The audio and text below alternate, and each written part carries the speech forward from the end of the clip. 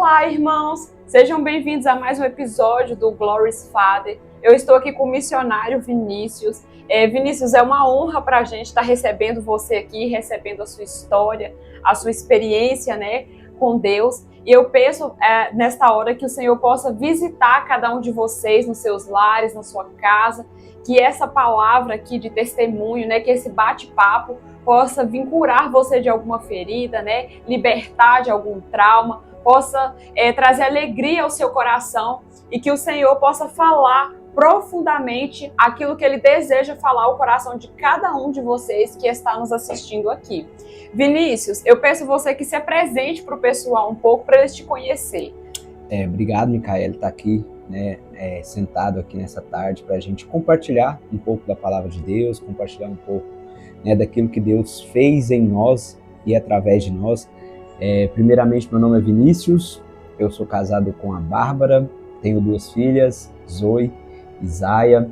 Eu moro aqui no Canadá há 6 anos, no Brasil sou de Goiás. Tive a oportunidade de morar no Senegal durante 1 ano e meio, o Senegal que é um país ali da África Oeste. Sou cristão.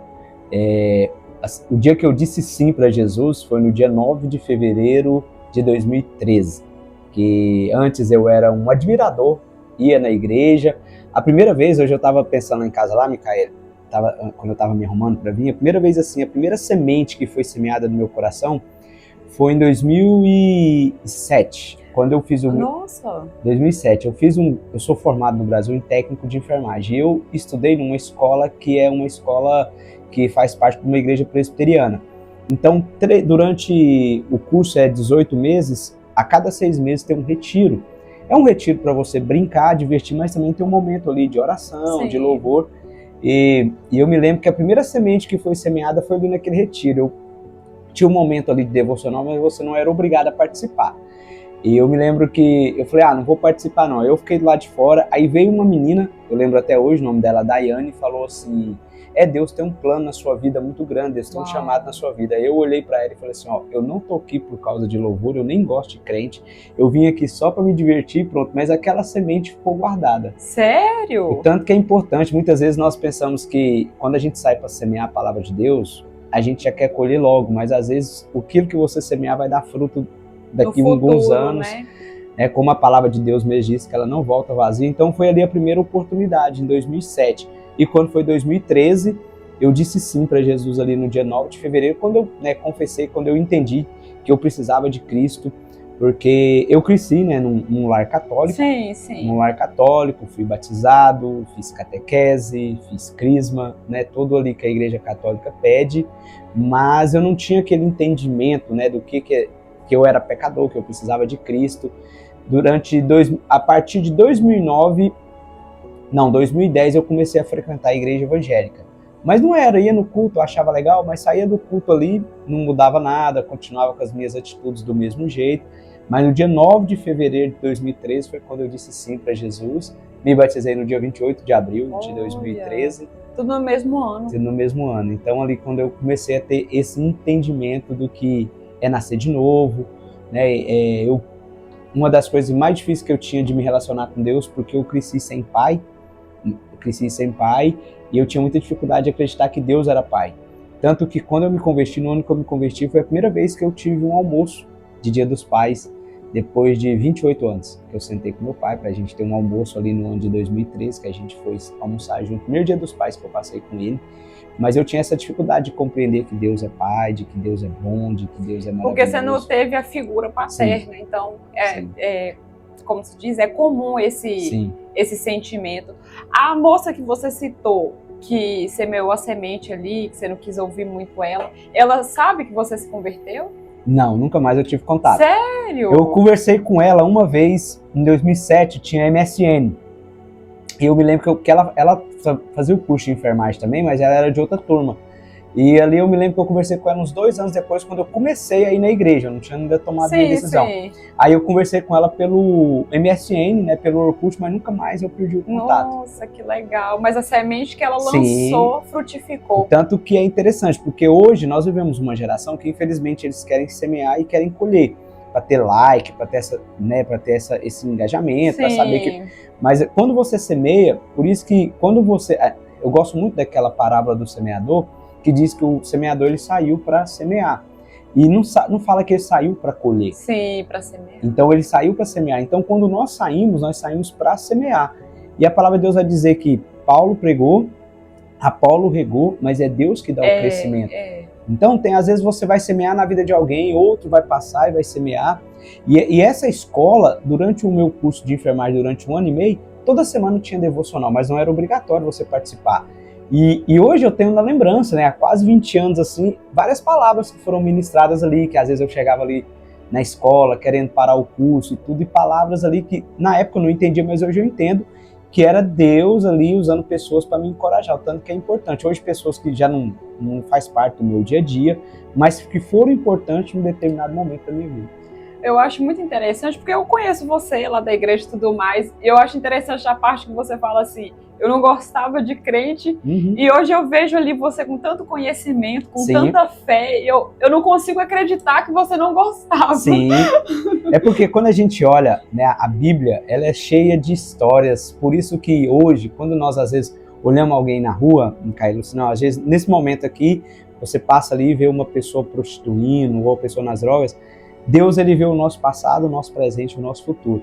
Aí daqui talvez 10 anos você vai estar sentado e essa pessoa que você está vendo hoje, afundada no pecado, ela vai estar pregando. É verdade. Por isso que a vida do apóstolo Paulo eu acho fantástica, porque ali no capítulo 8 de Atos vai falar que Paulo consentia na morte de Estevão, ele era a favor.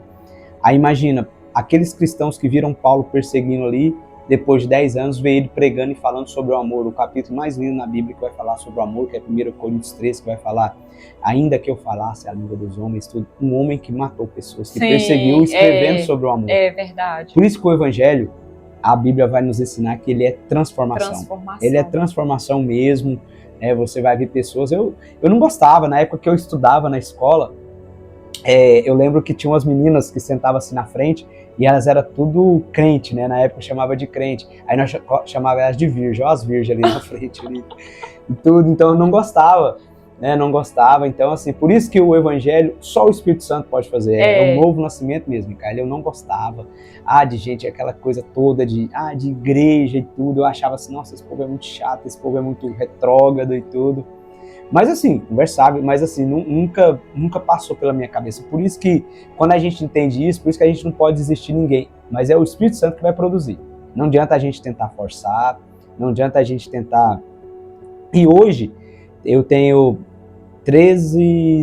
12 anos, né, que estou aí como cristão. Eu me lembro quando eu me converti, aí eu tinha muitos amigos meus se afastaram de mim. E assim, ficou, agora virou crentinho, aquela coisa toda, não sei o quê. E aí eu me lembro quando veio a época da pandemia, a gente se reaproximou de novo, aí muitos pediram oração e tudo, porque no início da sua caminhada na fé, você quer insistir, você quer falar, às vezes você se torna até chato. E as pessoas não entendem, porque elas não estão vivendo aquilo que você viveu. É verdade. Não adianta você tentar explicar. E aí você se torna chato, e aí, só que com o tempo, com o seu testemunho, as pessoas vão ver e elas vão falar, poxa, ele mudou mesmo de verdade. Porque hoje, Micael, a gente vê várias conversões que são muito rasas. A pessoa se converte, mas logo ela volta. Aí a pessoa fala, não, isso aí é fogo de palha. Alguém verdade, ela vai voltar do mesmo jeito. E é com o tempo, a Bíblia fala que nós seremos testemunha. É com o nosso testemunho que as pessoas vão ver. Aí as pessoas falam, poxa, ele mudou mesmo. Então, o que será que tem nele que é diferente e tudo? Então, hoje, assim, vários amigos meus hoje já são evangélicos, né? Já estão caminhando com Jesus aí, já tiveram um encontro com Jesus. E isso é muito legal. Muito legal. Muito bonita a sua história. Ô Vinícius, eu não sei se você se sente confortável, mas você falou a questão do seu pai, quando você teve ali depois de 28 anos um encontro com ele. Você acredita que esse encontro, esse almoço ali do Dia dos Pais, foi Deus curando ali a sua ferida? Sim. Pela questão da paternidade?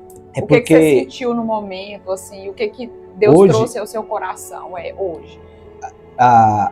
Porque, às vezes, quando a gente tá na adolescência, e para mim o momento que eu mais senti falta de um pai foi na minha adolescência.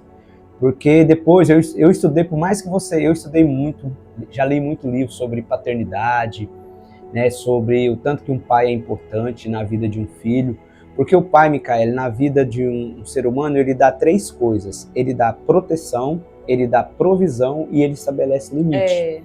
Tanto que essa semana eu estava vendo uma reportagem no Brasil, mais de 50% dos lares brasileiros é formado somente por mãe solteira, né? Por mãe que cria os filhos sozinho, cria com a avó. E você vê hoje uma geração que não tem limite, né? Que não tem proteção. Não. E eu me lembro que na época da adolescência, eu ficava vendo ali todo mundo, eu vou sair com meu pai, meu pai foi me ver jogar. E eu me lembro que a minha mãe falava assim, se você brigar na rua, você tem que bater, porque você não tem um pai para te defender. Sim. Então isso gerou uma ferida grande, algumas coisas que eu fiz na minha vida, que eu entendo que foi uma revolta, a carência. Muitas vezes eu errei porque eu sempre, uma criança que ela não tem pai, ela vai procurar uma figura masculina para ela ter como pai. Sim. Aí às vezes eu coloquei esse peso sobre algum, como eu jogava futebol, às vezes eu colocava sobre um treinador, sobre às vezes até um pai de um amigo meu, eu queria que ele fosse meu pai. Então assim, até entender isso. E ali quando eu entendi, porque quando eu entendi que Deus é pai, eu falei, poxa, Deus me ama. Porque às vezes eu imaginava que vinha ali a ferida, né, da rejeição. Poxa, por que meu pai não quis que eu caminhasse com ele? Por que eu não tive esse relacionamento com ele? Sim. Então ali, quando uma das melhores coisas que Deus curou na minha vida foi isso, foi a carência, sabe, Micael? Da carência mesmo assim, de eu entender que, ok, aí é isso, onde que vai ser curado? Na palavra. Eu gosto de Salmo 27:10, que diz que ainda que a minha mãe e meu pai me abandone, eu jamais te abandonarei. Então tem muitos jovens, né, principalmente na parte da juventude, que ele acha que ele foi rejeitado pelo pai. E aí quando você entende, mas eu não queria, minha mãe e meu pai não queriam que eu nascesse, mas Deus queria, porque o Salmo 139 vai dizer que Deus, ele nos vê quando a gente está no ventre. Então às vezes até uma relação aí que o pai e a mãe não quis, mas Deus quis. E aí quando a gente entende isso, aí é isso eu agradeço muito a Deus que no começo da minha conversão eu li muito a Bíblia. Em um ano eu li a Bíblia 2 vezes. Então assim, foi na palavra mesmo. E essa ferida foi, hoje assim, eu não tenho, pelo menos assim, eu queria sentar com meu pai e perguntar para ele, porque, e eu me lembro que eu fui pedir perdão para ele, e ele falou, não, mas eu que deveria te pedir perdão e tudo, né, pelo que eu fiz, eu falei, não pai, mas ok, passou.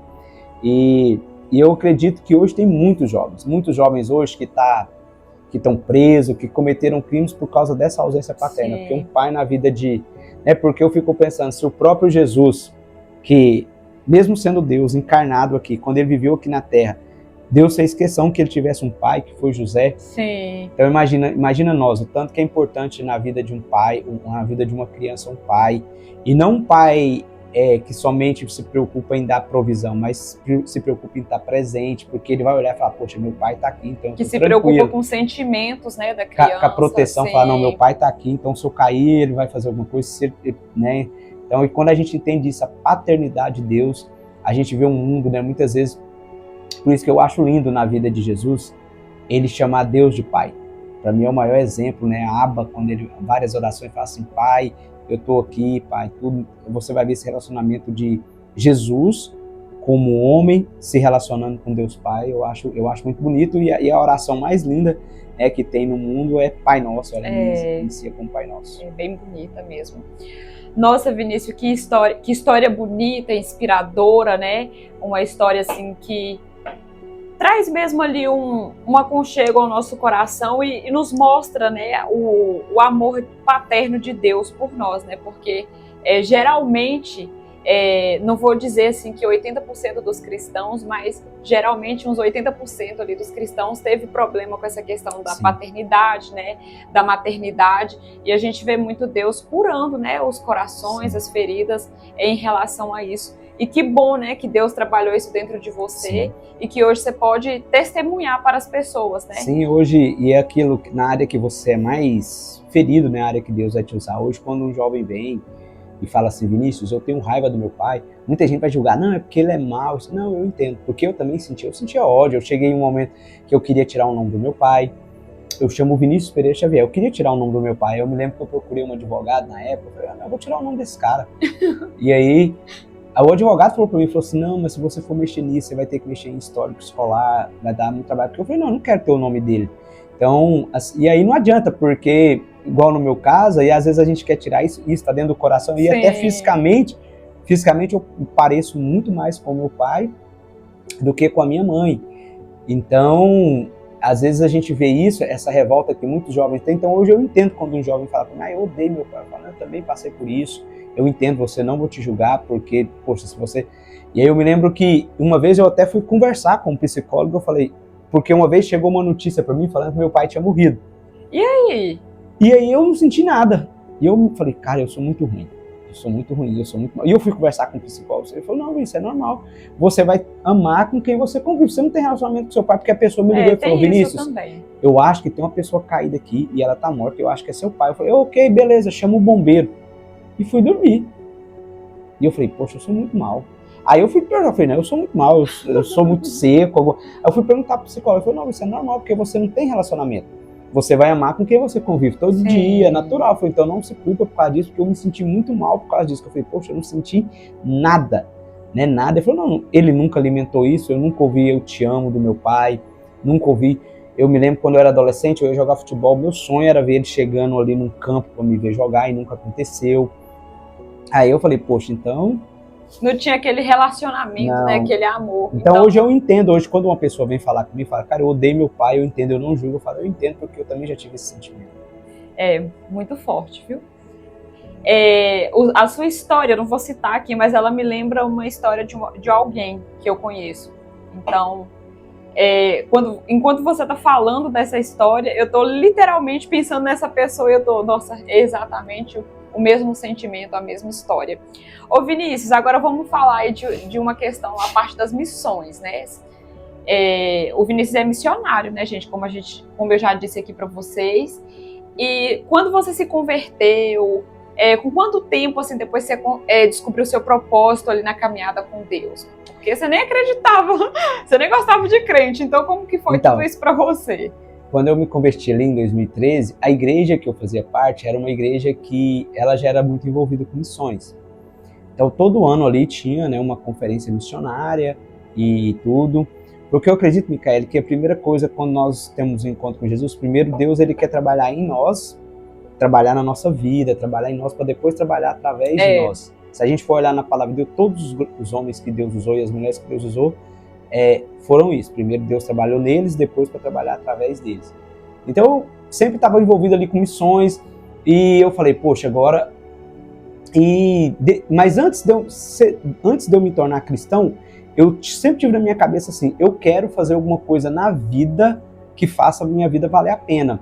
Eu me lembro que teve uma época que eu falei, vou me envolver com política porque eu quero ajudar as pessoas. Eu sempre achei bacana quem trabalha com orfanato, quem trabalha com morador de rua, né, recuperando ali os moradores de rua, com usuário de droga. Eu quero fazer alguma coisa que tenha sentido. E eu me lembro quando eu fui fazer o meu curso de enfermagem, hoje eu entendo que Deus usou isso, eu vou falar uma coisa aqui que às vezes muitas pessoas ficam chocadas, mas no meu caso, doença não me choca, cara. Eu já trabalhei no SAMU, já trabalhei em UTI, já trabalhei em centro cirúrgico, porque a doença e a morte, ela faz parte da vida. Sim. Eu me lembro que quando eu fui fazer o curso técnico, as meninas ali choravam quando via alguma pessoa morrendo, e o que mais me inquietava não era ver a pessoa morrendo, e ali mesmo, hoje eu entendo, né, que ali já era Deus agindo, era para onde que a pessoa estava indo. Eu falei, poxa, porque todo mundo vai morrer, a morte ela faz parte da vida. E eu me lembro que eu falava, poxa, mais do que salvar a vida, é legal você salvar a alma da pessoa. E ali eu fui entendendo algumas coisas, e aí a nossa igreja, aí eu sempre achava bacana quando eu via os missionários, contava as histórias ali, eu comecei a me interessar, comecei a ler, comecei a literatura, né? Porque eu acredito que é muito bom a leitura, sabe, cara? É muito importante, porque tem lugar que seu pé não vai conseguir ir. Mas quando você lê um livro, o livro faz você entrar naquela história. E eu comecei a ler, e aí comecei a ter contato. A gente começou com um grupo de evangelismo local, que chamava Let's Go. A gente fazia evangelismo nas escolas, a gente fazia evangelismo nos presídios lá da cidade, a gente fazia evangelismo com morador de rua, a gente saía uma vez por mês para levar sopa. Só que, às vezes, igual o morador de rua, me inquietava porque eu falava, poxa, ele não quer sair daqui. Você vinha ali, você dava um alimento e tudo, mas ele gostava daquela vida ali. Aí eu pensava, poxa, a única coisa que pode mudar a mente do ser humano é o evangelho, que vai fazer ele querer sair dessa situação. Então fomos ali se envolvendo com o evangelismo local. E ali em 2015, 2016, foi quando eu já estava com uns 3 anos de cristão. Aí a nossa igreja quis criar um centro de treinamento de missionário. Mas, no entanto, era só para você fazer, não sabia se você ia fazer missões dentro do Brasil ou fora. E aí tinha os candidatos, aí foi onde que eu entendi, eu falei, eu vou fazer. Eu era concursado na época, eu era concursado numa prefeitura, como técnico de enfermagem, ali eu renunciei o concurso, abri mão e fui fazer o curso. E aí a nossa igreja tinha um missionário que trabalhava no Senegal, e aí foi quando a gente entrou em contato, falei, não, eu vou fazer essa experiência, porque lá no Senegal é um país que é 95% muçulmano. Lá trabalha com escolinha de futebol, com posto de saúde e com educação, porque no mundo muçulmano não tem como você não ter a porta aberta para pregar o evangelho igual num país que é laico, um país que tem as portas abertas para você pregar o evangelho. Então você tem que ter esse ponto de contato. Ou eu iria como um treinador de futebol, ou trabalhar com educação, ou trabalhar na área da saúde. E ali eles têm um posto de saúde, então eu fui ajudar no posto de saúde, eu fiz um curso durante 6 meses, fiquei numa chácara durante 6 meses, então eu aprendi muito sobre missões. A nossa rotina era 6h15 tocava a sirene, 6h30 a gente tinha que estar fora do quarto, a gente fazia um devocional sozinho de 6h30 às 7 da manhã, e depois de 7 da manhã às 8 a gente fazia um devocional em grupo, nós éramos 16 pessoas. E depois tinha um café, depois tinha aula de 9 da manhã às 6 da tarde, com intervalo ali no almoço, então a gente estudou muito. É isso que eu ia perguntar, essas aulas vocês estavam estudando sobre a Bíblia? Tudo. A gente estudou bibliologia, a gente estudou sobre antropologia, que é você saber estudar sobre o homem, e aí a gente estudou sobre cultura, porque quando você pensa em fazer missões, vários outros, você tem que conhecer a cultura de um país, de um local onde que você está indo, a gente estudou muito sobre isso, a gente estudou sobre tradução da Bíblia, a gente estudou sobre islamismo, nós tivemos aulas sobre islamismo, sobre hinduísmo, sobre budismo, sobre todas essas religiões, né, que vem crescendo bastante no mundo, principalmente islamismo e budismo. Hoje o islamismo tem tomado conta do mundo, né? A gente mora aqui num país, no Canadá, a gente vê muito muçulmano, muita mesquita para todo lado. Né? Aqui em cima mesmo, próximo aqui tem uma mesquita. É verdade. E você vai ver ali o tanto que o muçulmano, 5 horas da manhã ele está na mesquita, 9 horas, meio-dia, 3 horas da tarde e 7 horas da noite. Você vai ver o hinduísmo, que também é muito forte. A gente aqui em Toronto, a gente vê muito hindu, né, que são os indianos, a gente vê muito. A gente vai ver o budista. Então eu estudei sobre todas essas religiões para você ter. Então assim, foi 6 meses de muito estudo, de muita leitura. Eu acredito, Micael, porque ali a gente estava por conta só de estudar, eu acredito que em uns 6 meses eu li mais ou menos uns 30 livros. Nossa! Porque a gente tinha que fazer resenha toda semana de livros. Vou falar aqui sobre isso, tudo. A questão da cultura. Porque, igual, vamos supor, você vai fazer um trabalho com os índios. Aí, se você for pregar para um índio, só dando um exemplo aqui de como você tem que, né, entrar na cultura. Você vai falar para o índio assim, Jesus é o pão da vida. Só que o índio não conhece pão. É verdade. Aí, para ele, o pão ali que ele vive todos os dias, vamos supor, é a mandioca, a macaxeira, em alguns locais. Você vai ter que tentar explicar por quê. Jesus, quando ele usou aquela figura ali, eu sou o pão da vida, era uma coisa que naquela época os hebreus estavam acostumados com aquilo. Sim. Então, Jesus, eu sou o pão da vida. Então, você tem que usar algumas formas de você fazer isso. Igual, já teve missionário que foi trabalhar com os índios, foi ali construir uma igreja igual a nossa, com aquele padrão assim. Sim. E os índios não, achou estranho. Por quê? Porque quase todas as construções dos índios são redondas. Aí quando ele construiu a igreja redonda e os índios sentam em círculo, porque quando você senta em círculo, mostra que todo mundo é igual, ninguém é melhor do que ninguém por um estar na frente. Então, ali ele teve êxito. Então é você conhecer a cultura, igual no Senegal. No Senegal tem alguns pontos culturais. No Senegal, o homem não carrega peso nenhum, porque o mundo muçulmano, se você for ver, né, igual lá no Senegal a gente teve casos de ver homem casado com 3 mulheres, a mulher sofre muito. Igual, se eu levar a Barba lá pro Senegal, se eu estiver andando com ela e eu estiver carregando a sacola, eu demonstro fraqueza, quem tem que carregar a sacola é ela, e mesmo se estiver pesado. Então, algumas coisas que você vai ver na cultura sobre isso.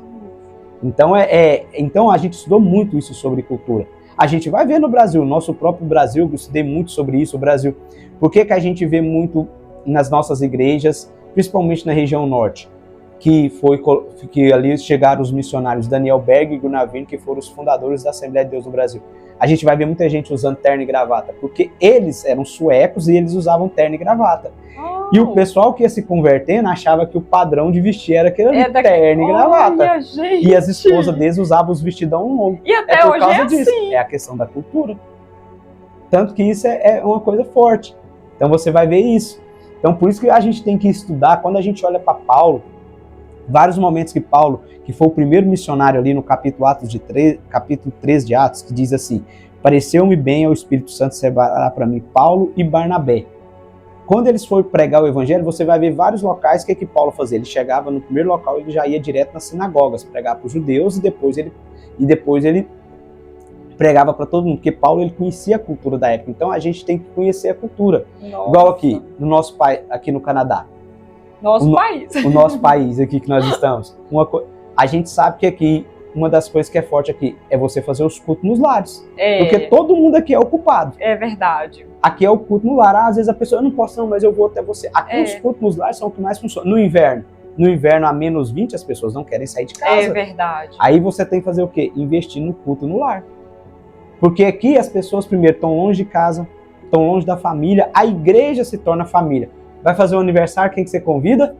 A igreja. Você vai fazer a igreja. Então é você conhecer esses pontos de contato para você fazer missões. Aqui no Canadá não adianta eu ficar ali na esquina com o microfone gritando, Deus te ama. O pessoal vai passar e não tem eficácia nenhuma. É você conhecer isso na cultura para que a sua evangelização tenha eficácia.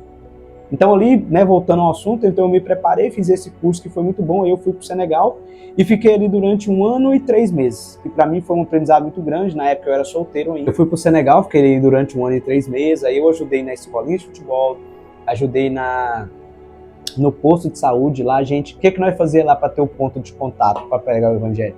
As pessoas chegavam no posto de saúde para ser atendida, aí ficava passando uma televisão, passando o filme de Jesus. Porque como a gente não podia pregar, mas aí ficava lá passando o filme. Então um monte de gente assistia o filme. E ali a gente ganhava doações, a gente ajudava eles com remédio. No ano quase todo ano tem umas 2 campanhas odontológicas por ano. Foi uma dentista da minha cidade para extrair dente, para fazer restauração, tudo gratuito. E aí, porque lá não adianta eu falar para o muçulmano assim, ok, Jesus te ama. Tá, Jesus me ama, mas eu tô com fome, eu tô doente, então não adianta você só ir com a palavra de amor, Jesus te ama. Tem que ser a fé e a ação. Sim, igual aqui onde nós moramos. Aqui, a gente sabe que aqui as pessoas quase não passam necessidades físicas. De questão de comprar, que você consegue comprar, só que é uma necessidade emocional. É verdade. Então aí já é outra forma que você vai ter que usar para alcançar o evangelho. Ô Vinícius, aí quando vocês estavam lá atendendo essas pessoas, e aí você falou que tinha o filme lá na televisão, que ficava passando, aí eles olhavam, em algum momento assim, vocês tinham alguma brecha para falar alguma coisa ou não? Então, aí sim, já compra. Só que eles, imagina, quando você vai para o mundo muçulmano, ô Micael, uma criança, a partir dos 5, 6 anos, eles já começam a ensinar o Alcorão para ela, que é a Bíblia, né, do muçulmano.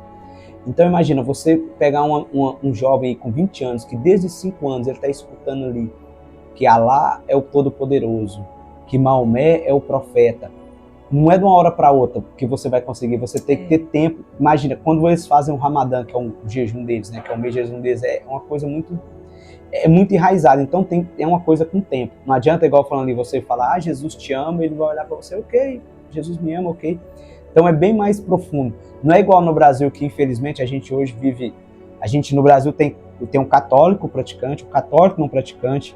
É verdade. Um muçulmano, geralmente ele vai ser um muçulmano praticante. Se você for ali agora na mesquita, ali agora quase 3 horas, então, vai estar cheio o pai e o filho. Aí imagina, o filho cresce vendo aquilo ali todo o tempo, o Alcorão, porque o Alcorão você decora ele, se você for ver, se você for estudar, é uma fala decorada, ele está ali estudando, falando que Alá é o Todo-Poderoso, que Alá é o grande Deus. Por que a gente vê dentro do islamismo, né, um muçulmano que vai ali, tem coragem de colocar uma bomba no corpo e se explodir? Porque ele acredita naquilo, ele vai acreditar que se ele morrer, ele vai para o paraíso, ele vai ter ali acesso ali um monte de coisa, porque ele acredita mesmo, acredita. Então eu vou ali, vou dar minha vida. A família de um homem bomba, ela fica feliz. A mãe, quando vê o filho dando a vida, ela fica feliz. Ela fica feliz. Tem reportagem, se vocês for ver no YouTube, aí, entrevistas, ela vai ficar feliz porque o filho dela deu a vida por uma verdade. Já que você é bem conhecido, tem conhecimento, explica aqui pra gente. Não é explica, mas fala a sua visão. Esse Alá que eles adoram, você acredita que é o nosso Deus, o Deus Altíssimo? Então, o islamismo, eu não sou especialista, mas eu estudei um pouco. O muçulmano acredita o quê? Ele acredita que Deus, ele acredita em Abraão, só que ele acredita que o filho da promessa é Ismael, não Isaac. Então ali já começa a divisão ali. Então eles acreditam isso. E eles acreditam que Maomé foi um profeta como Jesus foi para nós. Que um dia apareceu um anjo ali e revelou para ele o Alcorão. Porque se você for pegar o islamismo tem muita coisa do judaísmo, que Maomé ele conviveu muito com vários judeus. Então tem várias coisas ali que ele conviveu. Tanto que tem o jejum, tem a questão... Aí só que aí tem muitas coisas ali que ele colocou, mas ele foi ali invertendo. Então, o muçulmano, ele acredita em Jesus. Só que ele acredita que Jesus só foi mais um profeta. O profeta deles é Maomé. Sim. É Maomé, e eles acreditam em Abraão, mas eles acreditam que quem é Ismael. Ismael ali, então, eles acreditam nisso. E o livro deles sagrado é o Alcorão, e ali eles vão ter. Aí você vai ver que dentro do islamismo tem os xiitas e os sunitas, né, que são duas ramificações ali do islamismo. Aí eles vão acreditar que a mulher, e aí tem alguns que são bem radicais, que a mulher muçulmana ela só serve para reproduzir. Por isso que você vai ver em algumas alas aí, que igual lá no Senegal, não foi alguém que me contou, eu vi, né, o cara ali com um homem com duas mulheres, na maior naturalidade, e elas aceitam. O que mais me dói é você ver a mulher aceitar, igual quando eu vejo uma mulher no Brasil falando, ok, a gente sabe que tem muita coisa errada no Brasil, mas quando sabe, gente, dentro do mundo muçulmano, a mulher e a criança sofrem mais, muito mesmo, eles apanham, as crianças apanham. Então tem vários locais que a mulher muçulmana ela sofre muito mesmo, ela é obrigada ali a... E quando a gente vai para o cristianismo, Jesus tratou as mulheres, né, super bem. Tudo. Sim. Então o muçulmano, então é essa. Então assim, o islamismo está aí hoje, qualquer pessoa, se você quiser, hoje nós temos o Google, você coloca lá o Alcorão, você pode baixar ele em PDF, você lê ele, traduzindo em português, você vai ver ali, né, a questão que eles acreditam que o mundo ocidental, e aí por que a gente vê, qual que é a forma deles multiplicar, Micael? Porque vamos supor, você vai ver hoje o muçulmano, se eu tenho 2 mulheres, cada uma tem 4 filhos, só eu já tenho 8. Por isso que eles estão tomando conta da Europa, eles têm muito filho. Então a forma deles multiplicar é assim, fazendo filho, indo, eles vão. E eles têm bastante filho. Eles vão fazendo, sim. Agora se o cara tiver 3 mulheres, poxa, 4, só aí já vai ter 12 filhos. É verdade. E a gente vai vendo os cristãos muitas vezes tendo um filho, tudo.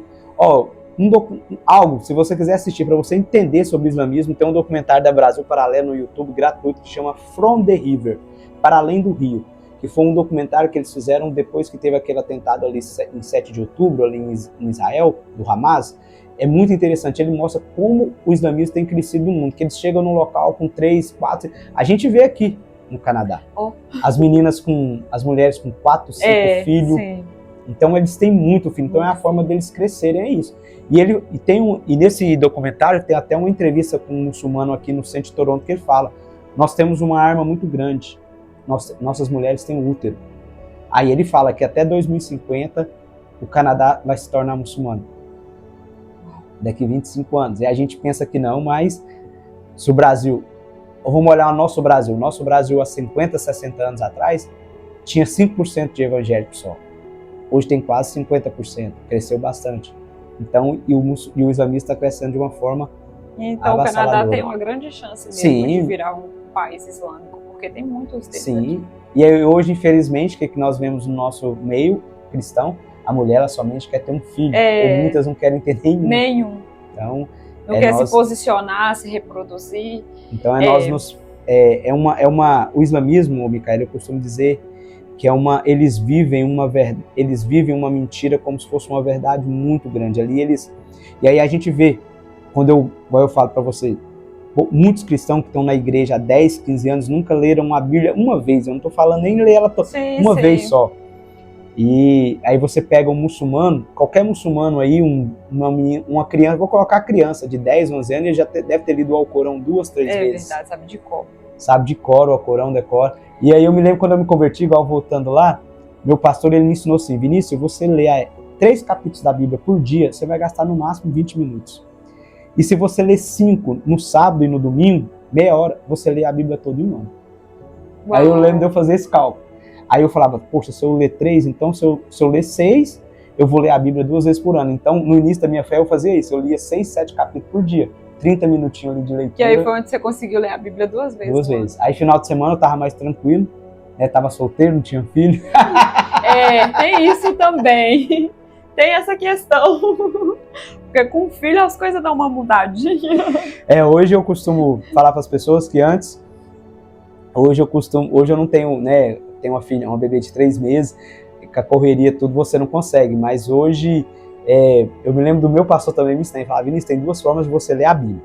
Ou você vai ler ela com submarino, você vai lá profundo, ou você lê ela com jet ski, que você vai por cima ali bem rápido. No início da minha fé eu li muito no submarino, ia lá no fundo, pegava um texto, tal. Hoje eu, como na correria tal, eu tô lendo mais por jet ski, por cima, rápido. Mas é assim mesmo. Ô Vinícius, você já teve que enfrentar, tipo, alguma perseguição ou oposição espiritual ali durante a sua missão? Lá, alguém demoniado assim? Não, demoniado a gente viu muito. Porque lá, a África é um continente muito grande. Porque quando fala África, às vezes as pessoas pensam que é um continente pequeno. São 54 países.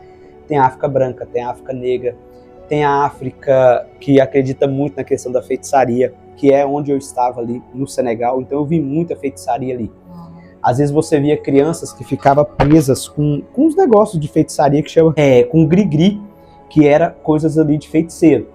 Que às vezes a pessoa ia lá no nosso culto, falava, aceitava Jesus, mas ele falava, não, eu não posso cortar aqui, porque aqui eu fiz isso aqui foi preso, esse aqui eu comprei do feiticeiro ali, porque eu estava doente, eu deixei preso ali, se eu tirar isso aqui, o demônio vai vir e tudo. Então ali muitas vezes a gente viu pessoas ficar possessas. Perseguição, assim, não tinha uma perseguição profunda, porque igual como eu te falei, como a gente ajudava a comunidade a gente tinha uma escolinha de alfabetização, tinha uma escolinha de futebol e um posto de saúde, Sim. A gente não tinha essa perseguição tanta, porque eles sabiam que nós éramos cristãos, mas eles sabiam também que se eles viessem perseguir nós, a gente ia parar com a escolinha de futebol, a gente ia parar com o posto de saúde, com a escolinha de alfabetização, então eles também iam perder isso. Então ficava aquela coisa assim. Mas se a gente levasse só o evangelho, como alguns missionários tentaram levar só o evangelho, aí eles foram perseguidos, tiveram a casa apedrejada, um monte de coisa, só com o evangelho.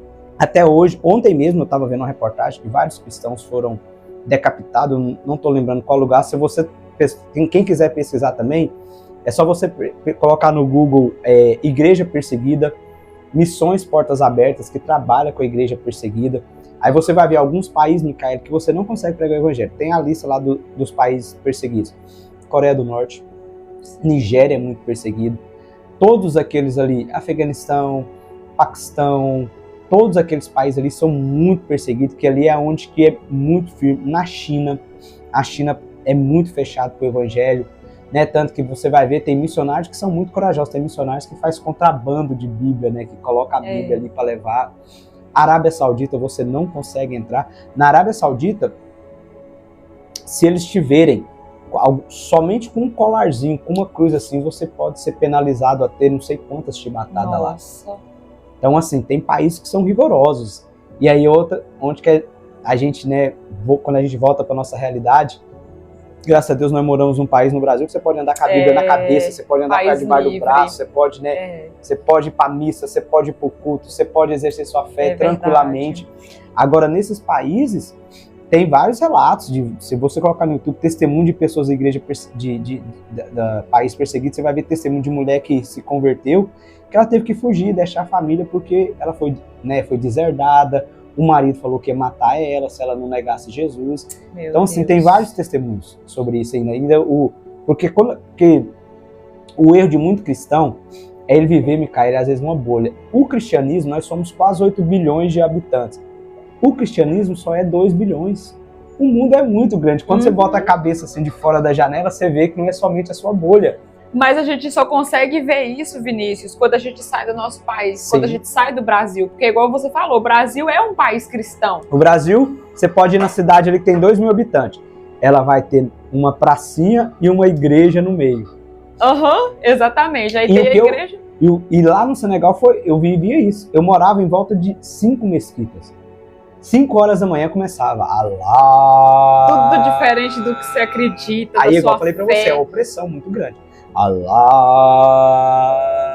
toda hora. Então você tinha dia lá que o que eu mais queria era achar uma igreja, você não acha. Então quando você sai dessa realidade, aí você fala, poxa, o mundo é mais do que o Brasil. Sim. O Brasil hoje, graças a Deus, é um país com mais de 90% de cristão mesmo.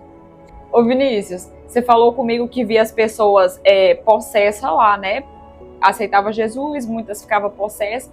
E como que você lida assim com a libertação à luz da Bíblia? Como que você lidava assim? Igual teve um pastor lá, um africano, que o nosso pastor lá discipulou ele, e um dia ele foi expulsar o demônio e falou assim, sai pelo sangue de Jesus. E o homem endemoniado pegou e mordeu o dedo dele, que cortou assim. Aí o nosso pastor foi falar, paz, você não expulsa demônio pelo sangue de Jesus, é no nome de Jesus. Jesus falou, vocês vão ter que fazer no meu nome. Então, à luz da Bíblia, Micaela, eu acredito que aonde que existe muito poder do mal, sempre a gente vai ver muita manifestação de Deus. Por que que hoje no Brasil a gente não vê muita gente ficando possessa? Porque a gente, infelizmente, não vê muita manifestação de Deus. Porque aonde que a luz chega, a treva tem que ir embora. Né? Aonde que a luz chega, a treva tem que ir embora mesmo. Então, você não vai ver isso. Então, à luz da Bíblia, eu acredito que o que a Bíblia diz, né, que você vai ali, você expulsa o demônio de uma pessoa, só que se você não ocupar aquele lugar, e você vai ocupar o quê? A sua mente através da palavra. Sim, o demônio volta, sim. Se você der brecha, né, eu acredito. A gente diz, quando a gente vai estudar, eu tive também, voltando lá no curso de missões, eu estudei durante 3 semanas só sobre batalha espiritual. Tivemos uma aula sobre, porque existe primeiro a opressão, depois existe a possessão e por último a depressão, né, que fala. Então, primeiro você é oprimido. Muitas vezes o diabo, ele vai lançar setas sobre a gente, né? Vai falar, poxa, isso aqui, igual, ainda mais se ele não tem acesso aos nossos pensamentos, mas é por isso que as nossas palavras têm poder. Se você soltar de manhã e falar assim, eu tô com vontade de morrer. Durante o dia vai ficar aquelas setas, vai vir algumas situações, né, que vai lançar seta ali para você. Então, ali é um lugar que você fica muito oprimido. Sim. Então, quando a gente ali viu muitas pessoas oprimidas, né? E aí, quando você vai para a segunda fase, que é a possessão, que é muito triste quando você vê uma pessoa ali sendo possessa, você vê o inimigo ali tomar conta. Então, eu acredito que você vai ali, você expulsa, mas você tem que ocupar com a palavra de Deus. Se você não ocupar, por isso que a gente vê tem muita pessoa que vai no culto, vive no culto de libertação. Ah, eu vou no culto. Poxa, mas se você for no culto de libertação uma vez, você for liberto. E aí tem um versículo na palavra de Deus, que muitas pessoas interpretam de uma forma muito errada. Conhecereis a verdade e a verdade vos libertará. Sim. Não é somente a verdade que nos liberta, é o conhecimento dela. Eu acredito que esse versículo, as pessoas falam, não, a verdade... Não, você conhecereis a verdade, você tem que conhecer. E a verdade que vos libertará. Então, não adianta nada. Tem gente que pega a Bíblia e deixa ela lá no Salmo 91. Tá lá, aquele que habita no escuridão. Acha que... Não, ela não tem poder. Eu, antes de me converter, eu fazia isso. Sim, é igual caixinha de promessa. Eu nunca li. Você vem de manhã, deixa eu ver o que Deus tem pra falar pra mim. E tira ali a palavrinha, não, né? Isso eu costumo falar que é macumba gospel. É igual aquela coisa assim, mande isso aqui pra 5 pessoas que você vai ver o que vai acontecer na sua vida. Isso é macumbaria gospel. É verdade. Então isso não vai acontecer. Nossa, na internet hoje em dia tem muito isso. É para 7 pessoas, eles colocam o número 7, que o 7 é o número da totalidade. Porque né? a nossa caminhada com Cristo, Micaela, é todos os dias. Então eu acredito que a pessoa vai ali, ela tá possessa, e eu acredito que quando a gente estudou sobre batalha espiritual, tem muitas portas que a gente abre. Igual uma vez nós estávamos no culto jovem, eu nunca esqueci isso. Um dia a menina ficou possessa, a gente foi lá, oramos por ela, expulsamos o demônio. E aí, quando a gente foi ver, aí uma amiga nossa foi conversar com ela falou, a minha vida, depois que eu fiz essa tatuagem aqui, sabe, eu comecei a sentir opressão, tudo. E ela fez a tatuagem da morte atrás, nas costas dela. Né, que é aquele negócio, com a foice assim. Ela falou, depois que eu fiz isso aqui, então, tem coisas que você faz que você abre. O meu primeiro pastor, ele falava assim, gente, na verdade, nós temos que orar por tudo que a gente ganha, Micaela. Porque a gente não sabe o que está entrando na nossa casa. É verdade. Às vezes a pessoa vem te dar um quadro. Você não sabe o que está nesse quadro, você vai pendura ele no seu quarto, acha bonito e tudo. Então, na verdade, a gente tinha que fazer isso. Porque isso é muito sério, a questão da batalha espiritual. Muitas vezes, bom, quando eu trabalhava na área da saúde, hoje, eu entendo que eu já vi gente ali chegar no hospital e você achar que ela está tendo uma crise epilética. Hoje eu entendo que não era epilepsia, era o demônio. Era demônio. Porque você ia ali, fazia um calmante, tudo, a pessoa não calmava. Aí, quando tem um cristão, ele fala, sai agora, em nome de Jesus. Então, assim, e aí é você onde você tem que ter discernimento, né? Foi muito bom, eu acredito também você falar sobre, né, batalha espiritual é algo muito interessante, você saber que nós vivemos um mundo que ele é espiritual. O mundo é espiritual. Existem pessoas má, Micaela. Eu estudei muito sobre isso. Da mesma forma como a gente a gente ora para ver Deus alcançando pessoas, você vai ver, tem gente hoje que está fazendo trabalho, está fazendo um monte de coisa ruim para destruir a vida das pessoas. E essa é a verdade. A gente vive, o nosso mundo todo é espiritual. Sim. Tem um físico. Eu não sei aqui se essa frase é dele, mas muitas pessoas atribuem essa frase a ele, que é Blaise Pascal. Ele diz que nós somos seres espirituais passando por uma experiência material. Então nós estamos, todo o tempo, tinha um professor nosso no seminário que falava, se Deus desse a oportunidade para a gente abrir os olhos 5 segundos aqui para ver os anjos e os demônios lutando, porque a gente vive um ambiente, né? Às vezes você dorme super bem e acorda todo triste e fala, meu Deus, mas você não sonhou nada? Sim. O tanto que o mundo é igual eu falo, nessas 3 fases, a opressão, a possessão e a depressão, mas a opressão, e aí se você não der porta, por isso que a Bíblia fala, para a gente encher nosso coração com a palavra do Senhor. Sim. Encher da palavra, porque a boca vai falar daquilo que está cheio o coração, porque vai vir a opressão, não adianta, vai vir um dia que a gente vai estar mal, e se a gente não estiver cheio da palavra de Deus... O diabo está o tempo todo tentando nos oprimir. Eu me lembro, eu acredito que isso acontece muitas das vezes, assim, quando a gente está ali mais em consagração, né? Vamos dizer assim. Sim. Eu estar super cansada, doida para dormir. Sim. E tá ali com aquele sono gostoso, e quando eu deitar na cama, eu senti que eu não consigo dormir, mas eu saber que aquilo é parte de uma opressão. Sim. Que eu tô passando. Então, assim, o diabo, ele tá sempre... No Senegal, uma das experiências que eu achava mais forte era na sexta-feira, porque na sexta-feira é o dia do jejum deles. Então parece que o céu tava cinza. Era todos os nossos missionários, nós falava, dia de sexta-feira a gente falava, gente, hoje vai estar todo mundo em jejum. E era uma dor de cabeça horrível, Sério, porque eles ficam em jejum até 3 horas da tarde. Então, imagina um país, lá são 11 milhões de habitantes, um país com 10 milhões de pessoas, todo mundo em jejum. Então, assim, você sentiu o peso, literalmente o peso, você falava, hoje parece que o céu tá baixo, tá cinza, assim, e você jejuava como cristão? Sim, também? Sim, jejuávamos. Pedindo a Deus para guardar.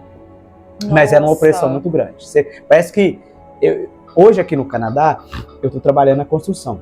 Eu falo pra Bárbara, lá no Senegal eu não trabalhava, né, né, trabalho braçal. Eu sentia muito mais cansado do que hoje trabalhando na construção. Nossa! Parece que passa assim por cima de você e tudo, é algo muito sério. O mundo espiritual, ele é muito, nesses locais assim, é muito visível mesmo. Nós estamos encaminhando já para o final, mas eu vou fazer uma penúltima pergunta. Ô Vinícius, como você acha que a nossa igreja, né, a nossa igreja local, ela pode se preparar para lidar melhor com a área da libertação? Porque você já teve algumas experiências. Primeira coisa, através da palavra. A palavra pregada, ela com certeza ela vai causar o efeito. A palavra, eu acredito, onde que tem que ter o equilíbrio. Tem muita igreja que vai tratar sobre a área de libertação e fala assim, tem gente que fala assim, eu tenho um dom de libertação. Não, todos nós podemos ser usados para libertar. O que liberta é a palavra. O que liberta é a palavra de Deus. É a palavra de Deus que vai libertar. Então, não adianta nada você ali orar por uma pessoa, igual eu te falei, aí na segunda-feira, na terça-feira, se você não discipular ela, ela vai voltar para o mesmo local, vai dar a porta aberta e vai voltar do mesmo jeito. Novo, né? Então, eu acredito que a primeira coisa, através da palavra, é o evangelho genuíno, sabe, o Micael? É o evangelho genuíno. E hoje, o evangelho, infelizmente, tem sido em muitos locais assim, mas às vezes na internet, porque se você prega uma palavra na internet falando que Deus ama, ok, ela tá certa. Só que Jesus não é somente amor, ele é amor e justiça. A palavra que vai falar Deus ama, ok, ela vai te dar mais engajamento, mas quando você fala a verdade, talvez não vai ter tanto. Então, a primeira coisa é pregar a palavra. Eu acredito nas disciplinas espirituais, que é oração, jejum, palavra. Eu acho que esses 3 pilares têm que fazer parte. Para mim, isso vai ser a base de toda a nossa caminhada cristã. Oração, jejum e palavra. Jesus falou sobre oração, falou, quando você quiser ter um encontro comigo, fecha a porta do teu quarto, tranca a porta, aquele que te ouve em secreto te recompensará. Oração, ter a vida de intimidade, sabe, Micael, diária. não é somente no domingo. Hoje, infelizmente, a gente sabe que a gente vive uma geração de crentes domingueiros. Devocional seu ali, não, você não tem tempo. Poxa, mas 10 minutos, comece com 10 minutos, comece com 5 minutos. Eu não posso ler 3 capítulos da Bíblia, mas você pode ler um. Eu não posso ler um, mas você pode ler um versículo. Eu me lembro que no começo da minha fé, eu tentava decorar, durante uns 3 anos eu fiz isso, decorar um versículo por semana. Uau! Eu escrevia os versículos, colava no espelho, porque se você decorar um versículo por semana, você vai decorar 52 por ano. Nossa! Então, 52 semanas. Olha, eu vou isso na minha vida, sério. Então, decora um versículo. Eu lembro ali que o primeiro que eu decorei foi João 3,16, porque Deus amou o mundo de tal maneira que entregou o seu Filho unigênito. Aí eu fui decorando. Aí, você tá com problema na vida financeira. Aí eu me lembro, Filipenses 4,19, porque o meu Deus, segundo a sua riqueza em glória, há de suprir cada uma das vossas necessidades em Cristo Jesus. Então eu fui decorando os versículos para você. Questão de amizade, 1 Coríntios 15, porque as más conversações corrompem os bons costumes. Então, é você pegar a Bíblia e falar, não, poxa, então eu vou pegar aqui esse versículo e vou decorar, ele vai ser a base da minha vida durante um tempo. Então, a primeira coisa na questão da nossa igreja, a palavra, né, a nossa igreja que toda semana, né, faz o jejum, para mim é as disciplinas espirituais, oração, jejum e palavra. É você conhecer, sabe por quê, Micaela? Hoje, infelizmente, igual eu te falei, e hoje nós somos uma geração privilegiada, nós temos a Bíblia no iPad, no celular, tudo. Igual eu mesmo hoje, muitas vezes eu estou indo no trabalho, eu gasto 40 minutos para chegar no trabalho e eu vou escutando a Bíblia. Eu vou escutando, porque você coloca ali, você vai escutando, você coloca até no modo mais devagar, né, para você entender, então você vai escutando. Então você é a oração, a palavra e o jejum. E você se conhecer. Porque quando a gente fala de libertação, igual eu falei, quando a Bíblia fala examine sua vida a si mesmo, é você não dar brecha. Você falar, poxa, isso aqui, para mim, se eu fizer, vai dar problema, eu vou dar legalidade. O diabo me conhece, ele vai estar apontando. Igual, tem muitas pessoas que têm problema... Você fazer um autoexame, né? Tem pessoas que têm problema com álcool, vêm para a igreja e tal, fala, eu fui liberto. Só que aí ele continua com as velhas amizades. Que leva ele para o mesmo lugar de antes. Não adianta, não é? Primeira coisa, você tem que reconhecer que você está num processo, você tem que se afastar. Aí chega, você ficou a semana toda de boa. Chega no sábado, não, eu vou encontrar meus amigos. A primeira coisa que eles vão fazer, eles vão colocar, não, cara, bebe aí, é só hoje. Você se controla. Você vai conseguir, aí você tomou aí você volta de novo, a escala 0. Não, aí teve uma recaída. Você volta. Então é você se conhecer, você saber falar, poxa, isso aqui me faz mal, isso aqui me faz bem. Igual a gente hoje vive uma geração de jovens, né, que estão presos a jogos, né? Tá preso aí jogando o jogo do tigrinho, essas coisas todas, que tá perdendo. Além de você estar perdendo dinheiro, essa semana eu vi várias reportagens de família no Brasil que perdeu 100, 60 mil, estão perdendo várias coisas. Porque então a Bíblia tem um versículo, cara, que fala assim, que se os seus olhos te fizer pecar, arranca e joga fora.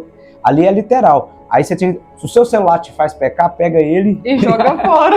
Então, se as suas amizades te faz pecar, afaste-se dela por um pouco, fala assim, poxa, se eu ficar com você, eu vou cair. Se eu ficar perto de vocês, eu vou ter uma recaída em tudo. Então é você se conhecer. Primeira coisa, a questão da libertação é você se conhecer, né? Você saber e se encher da palavra de Deus. Se encher. Uau. Igual, quando fala de libertação, eu me lembro, só para encerrar esse assunto, eu lembro que uma vez a gente foi expulsar o demônio também de uma menina, e o demônio falou na boca dela. Sabe qual que era a porta de entrada dela? Filme de terror. Sério? Ela gostava de ver filme de terror e deu legalidade. Ela falava que era apaixonada em filme de terror. E quando você assiste um filme de terror, o que o filme de terror mostra? Que o demônio é poderoso, que o mal é forte. Sim. Você assiste aquele filme Exorcista, você assiste o Constantino, mostra o quê? Filme de terror, eu falo, meu Deus, como é que você fica ali tarde? Aí a pessoa vai assistir um filme de terror, ela não consegue dormir. Não. Como é que isso pode ser bom? Então tem muitos jovens que ficam presos a esses filmes de terror, porque acha uma aventura, tudo. Então é uma porta muito grande que você dá de uma legalidade, né? Tem que vigiar. Olha, Vinícius, muito obrigada pela sua presença, pelo seu testemunho, né? Muito bonito, por compartilhar com a gente aqui sobre um pouco de libertação, um pouco da sua missão missionária, né? No Senegal e aqui também em Toronto, né? Você é um missionário, está sempre ali pregando a palavra de Deus. Só para me encerrar, Micaela, eu quero dizer que todos nós somos chamados para ser missionários. Tem lugares que eu não vou ir, mas a Micaela vai. Tem lugares que outra pessoa vai. Eu tenho uma frase numa igreja lá no Brasil que ela diz assim, Está escrito bem na porta de saída assim, lembre-se que ao sair daqui você estará pisando em campo missionário. Uau. Então você que é uma cabeleireira, você que trabalha na construção, você que limpa uma casa, todos nós temos uma oportunidade de... Aí tem gente que dá essa desculpa, mas eu não conheço pouco da Bíblia. Não conheço muito da Bíblia. O pouco que todos nós conhecemos já é o suficiente para a gente fazer a diferença. Tem um texto na palavra de Deus, quando Jesus encontra com aquela mulher samaritana, e a Bíblia vai falar, quando ele teve um encontro com ela ali, vai falar assim, que muitos creram por causa do testemunho dela. E ela tinha acabado ali, uma mulher que tinha tido 5 maridos, estava ali com outro homem que não era o dela, a Bíblia vai falar 6 maridos, né, 6 homens, e muitos viram a transformação na vida dela. Então todos nós, porque às vezes as pessoas acham assim, fazer missões é para um grupo específico da igreja, não, é para todos nós, Micaele, todos nós. Aí você que é jovem, você vai ter acesso aos seus amigos na escola, então todos nós, você pode usar, hoje nós podemos, antigamente as pessoas evangelizavam como? Um folheto, hoje você pode mandar um WhatsApp, você pode mandar seu Facebook, verdade. Você pode mandar usar seu Instagram, é uma ferramenta, então todos nós hoje, todos nós somos chamados, e eu quero dizer o seguinte, que a nossa vida, talvez vai ser a única Bíblia que alguém vai estar lendo, cara, isso eu acho muito forte. Nossa, que palavra abençoada. É porque tem muita gente que vai falar, poxa, eu não gosto da igreja, mas se você chamar para ir para a igreja, ela vai ter uma resistência, mas ela vai ver a vida de um cristão. Então, quem falou essa frase foi o Billy Graham, falava assim que talvez nós somos a única Bíblia que o não cristão vai ler. Então, no trânsito, você ser luz, né? Eu sempre gosto de dizer que nós somos chamados para ser luz nas trevas. E aí tem muita gente que fala assim, eu não quero ser luz na treva. Imagina, seria bom demais se esse mundo já tivesse rodeado de cristãos, se lá no seu trabalho tivesse todo mundo cristão, se na escola que seu menino for estudar, então para que? Não tem sentido, né? É verdade. Então a gente tem que ser luz nas trevas, e a gente está vendo cada dia mais as trevas têm tomado conta do mundo, Sim. Mas a luz, onde que a luz chega, ela tem. Então todos nós somos chamados. Tem gente que vai ter um chamado diferente, que às vezes vai ter que deixar tudo e ir embora, mas tem gente que às vezes ele vai servir na rua dele. Tem gente que vai ser a casa dele, tem gente que vai ser na escola dele, mas todos nós somos chamados para fazer algo para Jesus. Porque, encerrar com isso aqui, Micaele, eu sempre gosto de dizer que a coisa mais importante que Deus deixou foi gente. Né? Porque isso aqui, o celular, tudo isso aqui que a gente está aqui, essa estrutura toda ela vai ficar. Mas agora a única coisa que nós podemos levar para o céu vai ser pessoas que a gente ajudou a influenciar, Micaele. Essas pessoas sim. Porque isso aqui tudo a gente vai levar. Por isso que quando Jesus morre, ele fala para Pedro assim, Pedro, tu me ama? Pergunta 3 vezes, né, para Pedro. Então, se você me amar, porque tem muita gente que fala, te amo, Jesus, eu te amo. Sim. Aí Jesus não fala assim, você me ama? Então faz. O que Jesus fala para Pedro? Cuida das minhas ovelhas. Sim. Você quer então demonstrar que você me ama? Cuida de gente. Então todos nós fomos chamados para... Às vezes fala, Vinícius, eu não sei pregar, mas você sabe abraçar. Eu não sei pregar, mas você sabe fazer um bolo, você sabe fazer um café. Então, todos nós, né, temos algo da parte de Deus. Às vezes, um abraço que você dá em alguém... já é o suficiente, né? Micaele, já teve vezes assim, de eu pregar, e eu vi que a pregação foi horrível. Deus, foi horrível. Mas, às vezes, eu fui ali e dei um abraço no jovem. Dei um abraço ali no jovem, assim, ele fala assim, não, Vinícius, aquele abraço que você me deu, naquele dia, cara, eu precisava de um abraço. Então, Deus, ele tem na multiforme graça, né, poxa... Às vezes, uma carona que você deu para alguém, ali uma palavrinha que você deu, falou, cara, tenha bom ânimo, Deus é contigo, não desiste não. Aí você fala, para você, porque igual eu falei, voltando lá no início, a gente sai só o quê? Para semear. Sim. Um abraço que você dá em alguém, uma mensagem, às vezes um louvor que você manda. Vou mandar esse louvor aqui. Porque igual eu falei, às vezes a gente já quer plantar e já quer colher. Já quer colher, é verdade, às vezes você já quer ver o fruto. Você mandou um louvor ali, às vezes você saiu de casa, e o Espírito Santo fala assim, manda para tal pessoa. Não vou mandar. Você pensa que é da carne. Não vou mandar não. Aí você só manda. E deixa, esquece. Aí talvez depois de anos você vai falar, rapaz, naquele dia que você me mandou aquele louvor. Né? Tem vários, eu gosto de muitos testemunhos de missionários que contam assim, cada testemunho fantástico, cara. Tem um mesmo que ele conta que um dia Deus falou para ele que era para ele sair evangelizando numa ponte. E ele, na verdade, evangelizando ele sozinho, ele começou a gritar, Deus te ama, Jesus te ama, não dizia, ele falando sozinho. E ali, naquela noite, tinha um jovem, naquela ponte que estava querendo pular da ponte. Nossa. E aí, quando ele ouviu isso, Deus te ama, o eco, né? Deus te ama. Eu falei, poxa, quem que tá falando? Porque ele não viu aquele homem que estava evangelizando. Sim. Deus te ama, Deus te ama. Não diz... Aí ele falou, poxa, aí ele desistiu. Aí depois de alguns anos ele estava contando isso na igreja, e aquele homem que estava lá evangelizando, ele estava lá. Estava lá na igreja. Tava. Falei, um dia eu não tirei minha vida porque eu estava prestes a pular de uma ponte, eu escutei uma voz, Deus te ama, Nossa. Deus te ama, Deus te ama.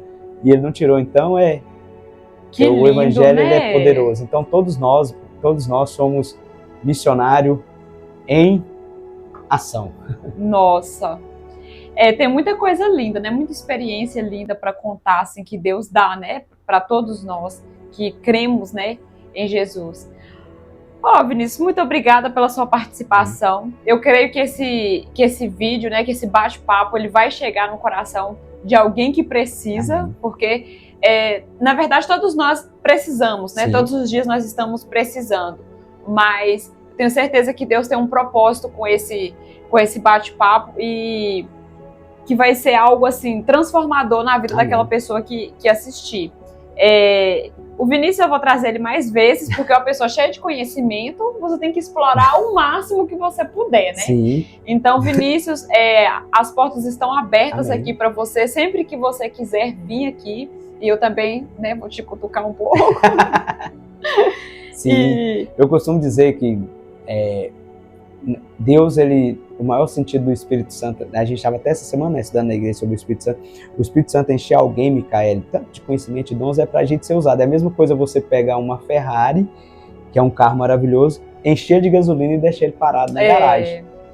Né? Se você enche de conhecimento é para você compartilhar, se você tem dom, se você tem um dom de cantar é para você cantar. Então tudo aquilo que Deus nos dá, né, é a parábola dos talentos, né? Sim. Um talento que Deus te der, nem que seja um, né, é você multiplicar. A Micael tem esse talento aí que Deus deu para ela sobre a questão de mídia social, de tudo, que a gente sabe que esse tema que a gente diz, tal pessoa é influencer, tá, mas é uma palavra neutra, porque tem gente que pode influenciar para o mal. Sim. E influenciar para o bem. Sim. Então hoje você pode ter acesso àquilo que te influencia.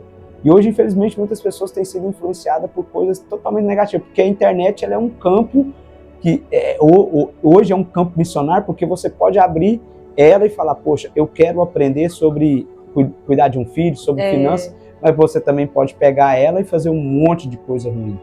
Então a internet hoje, Micael, Deus colocou na sua mão, ela é um campo missionário. Ela é um campo missionário ali que você está disputando com várias pessoas. É um local que, imagina se todos os influencers for cheio do Espírito Santo. Aí sim vai influenciar, porque a gente sabe que tem muita gente que influencia para tanta coisa ruim. Tem muita perversidade na Deus internet. possa usar esse trabalho para chegar num monte de lugar, de influenciar mesmo, porque eu acredito que a internet é uma ferramenta que Deus deu, e aí tem gente que fala, a internet é mal. Não, a internet ela não é uma pessoa, mal é quem vai estar fazendo uso dela, né? Exatamente. Porque eu até brinco com as pessoas, se hoje Jesus estivesse aqui, eu imagino Jesus fazendo um grupo de WhatsApp com os discípulos e falando, hoje nós estamos indo para Galileia. Eu também acredito. Jesus fazendo ali o grupo deles, eu até brinco, Jesus ia ter o grupo dos discípulos, aí Jesus ia ter um grupo ali mais de intimidade com Pedro, Tiago e João.